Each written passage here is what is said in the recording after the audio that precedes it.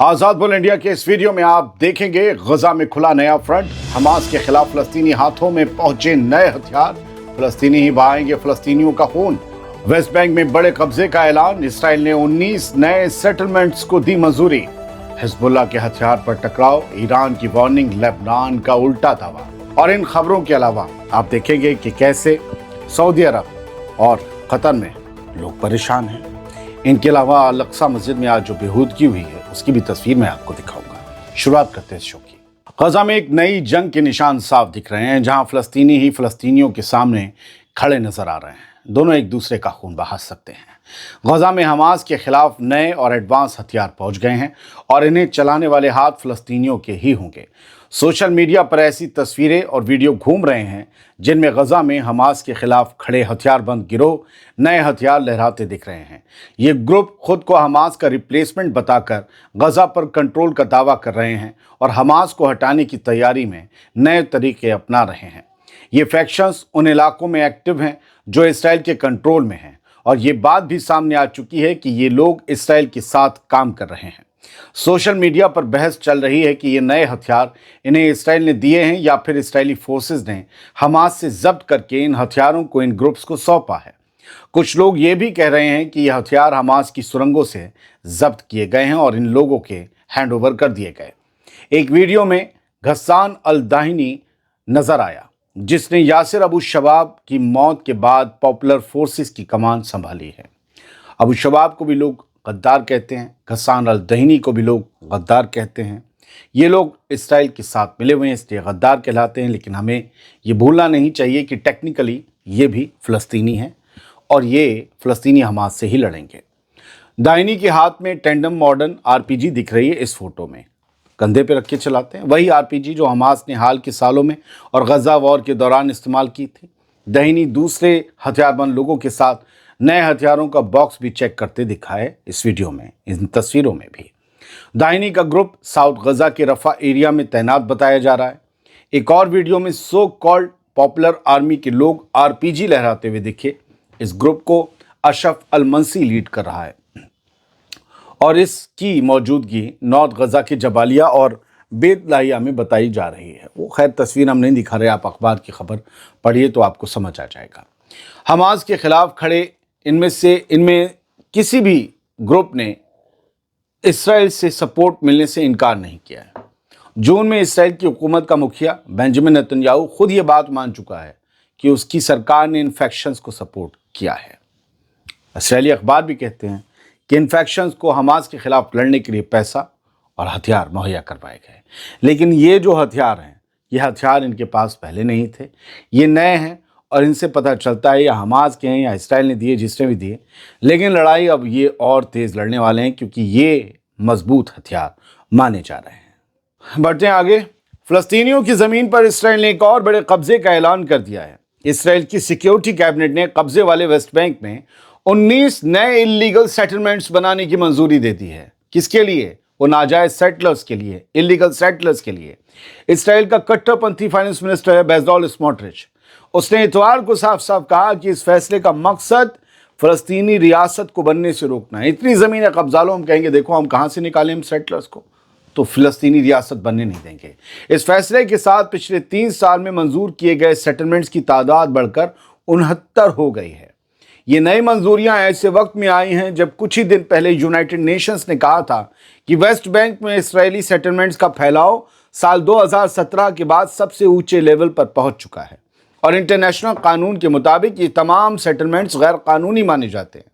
दोस्तों, स्मोट्रिच खुद भी एक सेटलर है और वो सेटलमेंट एक्सपेंशन का खुला सपोर्टर माना जाता है।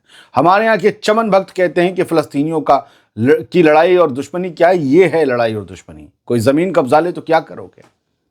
स्मोट्रिच ने कहा, ग्राउंड पर हम फ़लस्तीनी टेरर स्टेट बनने से रोक रहे हैं। हम अपनी कथित पुश्तैनी ज़मीन पर डेवलपमेंट, कंस्ट्रक्शन और सेटलमेंट का सिलसिला जारी रखेंगे। उधर यूएन के सेक्रेटरी जनरल एंटोनियो गुटेरेस हाल ही में इसराइल की सेटलमेंट पॉलिसी की सख्त मुखालफत कर चुके हैं। उनका कहना है कि लगातार फैलाव टेंशन बढ़ा रहा है, फ़लस्तीनियों को की उनकी ज़मीन तक पहुंच से रोक रहा है फ़लस्तीनियों को, और एक आज़ाद, अलग और ख़ुद मुख्तार फ़लस्तीनी स्टेट की उम्मीद को ख़तरे में डाल रहा है। जब भी मैं फ़लस्तीनियों की बात करता हूँ, मैं कभी हमास या किसी और रेजिस्टेंस मूवमेंट की बात नहीं करता, मैं उस हर आम फ़लस्तीनी की बात करता हूँ जो लाखों की तादाद में, हज़ारों में तो ये लड़ा के हज़ारों में, हम लार्ज लेवल की बात करते हैं उन लाखों फ़लस्तीनियों की जिनके पास हथियार नहीं है, जो हथियार नहीं चलाते, जो सिर्फ दब कर रह गए हैं, अपनी आवाज़ उठाने के लिए कभी कभार प्रोटेस्ट कर लेते हैं, जो गजा में भी रहते हैं और वेस्ट बैंक में भी रहते हैं। मैं ये देखता हूं, मैं ये समझता हूं कि लोगों को गजा के आम फ़लस्तीनियों से बड़ी उनसियत है, लेकिन उसी लेवल के जो आज वेस्ट बैंक में जुल्म हो रहे हैं तो उन फ़लस्तीनियों से उतनी उनसियत नहीं है। क्यों? क्या वो फ़लस्तीनी नहीं है? क्या जो हथियार उठाएंगे और हथियार उठाने वालों को सपोर्ट करेंगे वही फ़लस्तीनी है? हथियार तो इधर भी उठाए जाते हैं वेस्ट बैंक में, बर्बादियां तो इधर भी जा रही हैं, जुल्म तो वो भी झेल रहे हैं। फर्क ये है कि वहां हमास के लीडर कंट्रोल करते थे और यहां पर महमूद अब्बास से इतनी नफरत है लोगों को, ये भूल गए हैं कि हर फ़लस्तीनी महमूद अब्बास थोड़ी ना है। ये मोटा मोटा फर्क मैं आपको सर याद दिला रहा था। हिजबुल्लाह के हथियार छीनने पर ईरान ने बड़ी वार्निंग दे दी है। ईरानी आर्म फोर्सेस के deputy chief of staff Ahmad Vahidi ने कहा है कि अमेरिका समेत कोई भी बाहरी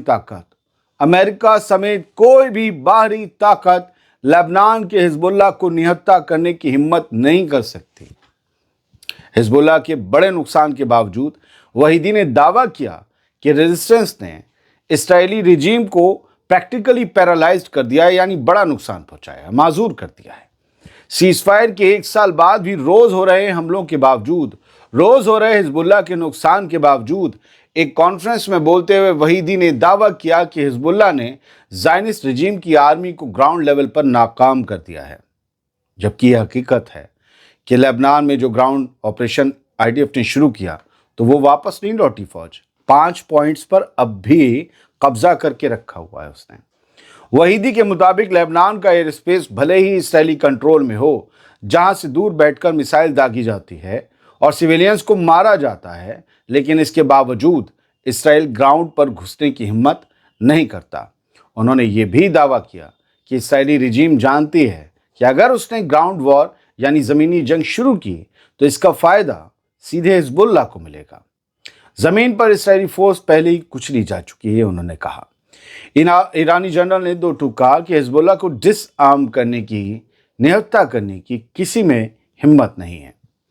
लेकिन मैं आपको बता चुका हूं आज के शो में पहले ही, और फिर बता देता हूं कि कल ही लेबनानी प्राइम मिनिस्टर नवाब सलाम कह चुके हैं कि हिजबुल्लाह के हथियार जब्त करने का पहला फेज़ लगभग ख़त्म होने को है, यानी लितानी दरिया के साउथ में हिजबुल्लाह के हथियार जमा होना शुरू हो चुके हैं।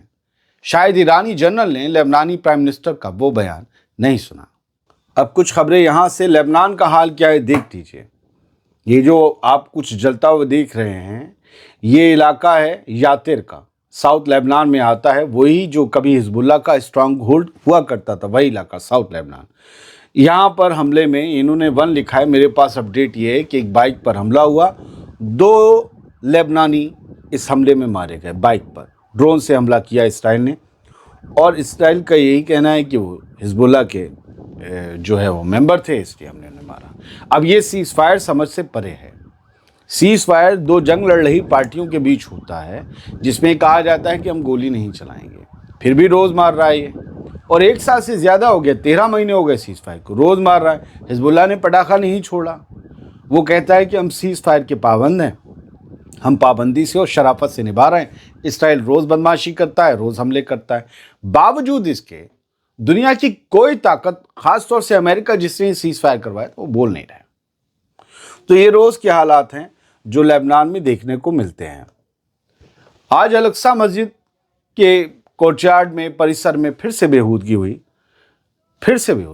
वो सेटलर्स, वो यहूदी जिनको वहाँ जाने की इजाज़त नहीं है, वो घुसे न सिर्फ 1-2 और दर्जनों की तादाद में, बल्कि 640 इसराइली सेटलर्स अल-अक्सा मस्जिद में घुसे। इनका हनुका त्यौहार चल रहा है और ये आज उसका 7वां दिन था। जेरूसलम में मस्जिद वाक़े है, अल-अक्सा मस्जिद। वहाँ गए, इन्होंने प्रोवोकेटिव, उकसावे वाले राइचुअल्स, अपने रीति रिवाज के अनुसार जो भी काम होते हैं वो किए, अपनी दुआएं पढ़ी, तालमुडिक राइचुअल्स इन्होंने अदा किए, और नाच गाना یہ کرتے رہے اور مسلمانوں کے دلوں کو زار زار کرتے رہے. یہاں پر UN چارٹر کے حساب سے اور باقی تمام قوانین کے حساب سے ان کی انٹری نہیں ہے، پھر بھی یہ وہاں جاتے ہیں، کہتے ہیں کہ ہمارا تھرڈ ٹیمپل تھا. یہ وہ لوگ ہیں جو دوسرے ملکوں میں سے آ کر یہاں بسے، اور ایسا نہیں یہ 70 سال پہلے آتی، آ ہی جا رہے ہیں سیٹلرز ایک بڑا ملک بنانے کے لیے، اور یہ لوگ وہاں گھستے ہیں اس طریقے سے. تو یہ الٹرا آرتھوڈاکس کٹر پنتھی زائنسٹ ہیں جو ہر بار مسجد الاقصیٰ میں گھس کر اس طریقے سے مسجد کی عزت کو پامال کرتے ہیں، بے ادبی کرتے ہیں. موسم کی بات کر لے رہے ہیں کہ سعودی عرب اور قطر میں کیا ہو رہا ہے. سعودی عرب میں یہ دیکھ لیجئے کار کی چھت پر ہلکی ہلکی برف جمی ہے، جسے فراسٹ کہتے ہیں. جب پریشر کم ہو جاتا ہے تو اس کی وجہ سے یہ برف جیسی فراسٹ جم جاتی ہے. آئس کرسٹلز ہوتے ہیں، مائنیوٹ آئس کرسٹلز ہوتے ہیں، ان کو فراسٹ کہتے ہیں. وہ فریز ہو کر یہ جم جاتے ہیں کیونکہ وہاں پر جو ہے پریشر گرنے کے بعد آسمان صاف، پولوشن کم، اس کی وجہ سے ہو جاتے ہیں. ہمارے یہاں نہیں ہوتا ہے. تو آپ سوچئے ہمارے یہاں سے زیادہ ہمارے میدانی علاقوں سے زیادہ ریاض، جس شہر میں میں رہ چکا ہوں، ریاض میں جا رہا ہے ٹیمپریچر لو. تب بھی ہم سنتے تھے جب وہاں رہتے تھے کہ باہر گڈھوں میں پانی جم گیا ہے، جو باہری علاقے ہیں شہر کے.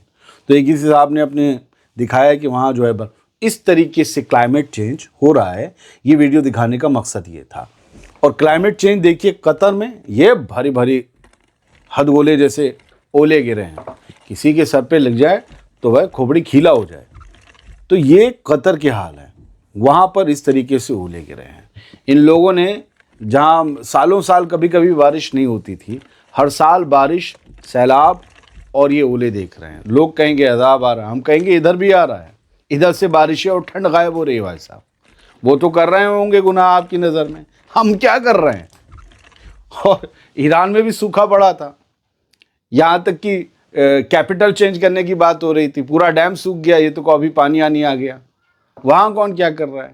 افغانستان مدتوں تک سوکھا رہا، پاکستان میں سیلاب آ جاتا ہے، بنگلہ دیش میں سیلاب آیا رہتا ہے. جدھر نظر گھمائیے. انڈونیشیا نماز کے بڑے پابند ہیں، سب سے زیادہ مسلمانوں کی پرسنٹیج دنیا وہی ہے.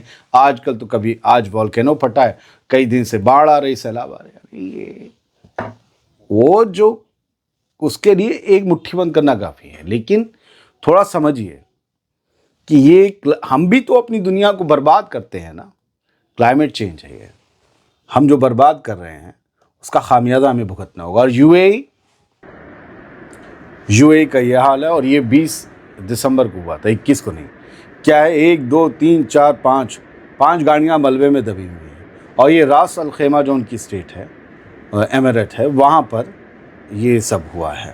وہاں بھی بارش کے بعد ایک دم سے جو ہے وہ سوکھی ندیوں میں جو سیلاب آیا تو وادیوں میں اس طریقے سے ہو گیا. راس الخیمہ میں گھر آپ کو وادیوں کے اندر کچے دکھ رہے ہیں. تو یہ مت سوچیے گا یہ کیسا UAE بلڈنگ نہیں ہے چمچماتے. ہر جگہ برج خلیفہ نہیں ہوتا بھیا. کیو انڈیپینڈنٹ نے لکھا ہے کہ 50 سیویلینز کو، یعنی 50 یوکرینیوں کو روسی فوج زبردستی اٹھا کر رشیا کے قبضے والے علاقوں میں لے گئی ہے، سومی اوبلاسٹ ریجن میں. جنگ کا ایک روپ یہ بھی ہوتا ہے. ساتھ ہی کیو انڈیپینڈنٹ نے یہ بھی لکھا کہ رشیا کی فوج نے کل رات سے صبح تک آج 100 ڈرونز سے جو ہے وہ حملہ کیا ہے. اس میں 4 لوگ مارے گئے، 19 لوگ زخمی ہوئے. یہ وہاں کی جنگ کا ایک اور فیز ہے جو اب تیز ہوتا ہوا نظر آ رہا ہے. وینیزویلا کا ایک جہاز، ایک ٹینکر، آئل ٹینکر قبضایا امریکہ نے. اس کا ویڈیو جاری کیا، اب پھر آج ہی قبضایا. تو وینیزویلا نے اس کی جو ہے مذمت کی ہے اور یہ کہا ہے کہ امریکہ نے جو کیا ہے وہ ایکٹ آف پائریسی ہے، یعنی کہ سمندر میں ڈکیتی ڈالنے جیسا. سمندر کے جو ڈکیت ہوتے ہیں، pyrites of the Caribbean film دیکھی ہو کہ ویسا. یہ کچھ خبریں تھیں. سنڈے کی وجہ سے دنیا بھر کی خبریں آج نہیں آتا. کل سے سب کچھ ٹھیک ہوگا انشاءاللہ. بہت بہت شکریہ. سلامت رہیے، خوش رہیے.